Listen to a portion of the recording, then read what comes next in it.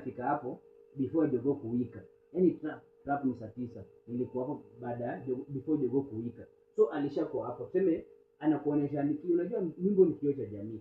Inaonyesha, inafunza, inaelimisha. Hakuna wimbo yenye elimisha. Hizo wimbo zote gengeton.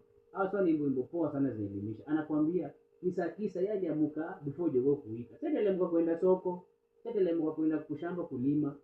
Waliamka kwenda mtaa fulani kungojea nani anapita. Utapata hapo mbele jamaa alikwambia aliona Subra ikipita. Subra si Subaru, yani Subra, unaona Subra ni kama wewe umekaa umesota, unaona laki inapita kitu kama laki. Unajua huyo lazima nimteke. So ukifika kwa jamaa ukiona anapita hivi unamteka, unamweka nini?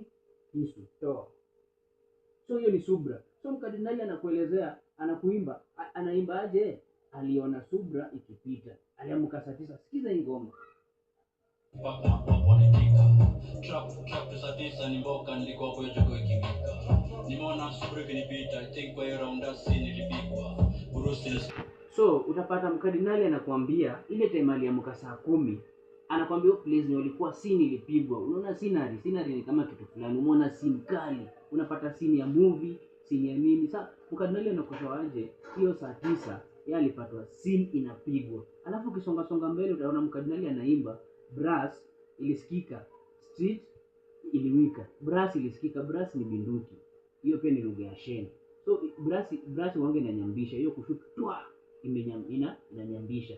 So brass ni binduki. So mkardinali anakuambia brass ilisikika. Unapata street zikawika.